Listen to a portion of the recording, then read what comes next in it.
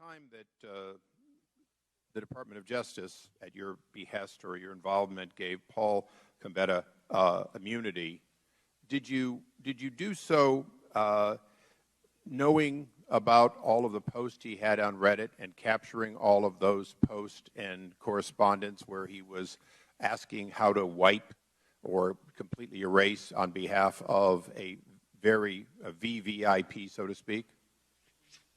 I'm not sure sitting here. My recollection is, and I'll check this and fix it if I'm wrong, that we had some awareness of the Reddit posts. I don't know whether our folks had read them all or not. We had a pretty good understanding of what we thought he had done, but that's my best recollection. Okay. In the last week, en masse, he's been deleting them from Reddit posts. Is that consistent with preserving evidence? And I say that because there's still an ongoing interest by Congress, and only in spite of Reddit's own senior, what they call flak team, trying to hide it, only because a few people caught it, do we even know about it, and is this and other committees interested in getting the backups that may exist on these deletions? I guess my question to you is he destroying evidence relevant to congressional inquiries? And I'll answer it for you, yes, he is. And what are you going to do about it? That's not something I can comment on. Well, let me go into something that concerns this body in a very specific way. As a former chairman issuing subpoenas, I issued a subpoena, and additionally, I issued preserved letters. In addition to that, now Chairman Chaffetz issued what were effectively preserved letters. Some of them were directly to Hillary Rodham Clinton while she was still secretary. Others, the subpoena in 2013 was to Secretary Kerry. These individuals destroyed documents pursuant or took it out of federal custody pursuant to our subpoena and our discovery. As a result, they committed crimes.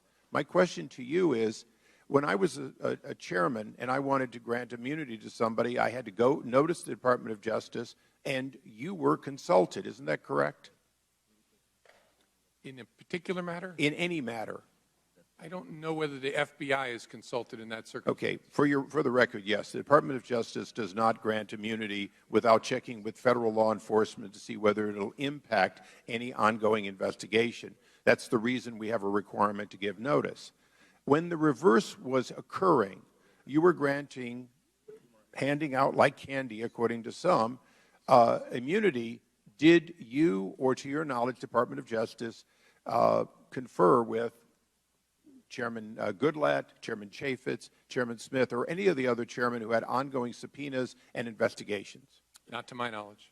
So isn't there a double standard that when you granted immunity to these 5 individuals, you took them out of the reach of prosecution for crimes committed related to destruction of documents or withholding or other crimes pursuant to congressional subpoenas?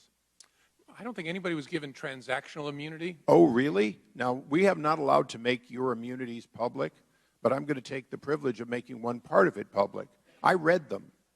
You gave immunity from destruction to both of those attorneys, not just turning them over, the documents over, specifically destruction. You did the same thing with these other 2 individuals, Brian and Paul Gambetta. You gave them immunity from destruction.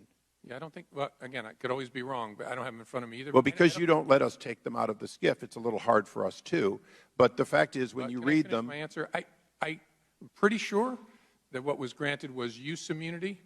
In the case of those 2 people, coextensive with 18 U.S.C. 6001, which means no statement you make can be used against you directly or indirectly. Transactional immunity is sometimes given also by prosecutors, says you will not be prosecuted in any event for this set of facts. I don't think there was any transactional immunity. Well, when I read for both of the attorneys that immunity was granted, it's in both cases said destruction, in addition to the turning over. Why was that? Why would you believe that was necessary, or do you believe that would be necessary? You wanted the document. You wanted the physical evidence. Why did you have to give them immunity from destruction of materials? And because my time is expiring, when you look into it and hopefully get back to this committee, I'd like to know, does that immunity apply only to destruction on the computers delivered so that other destructions by Cheryl Mills could still be prosecuted?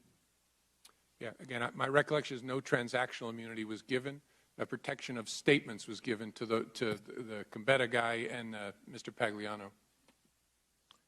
Thank you, Mr. Chairman. We will make America great again.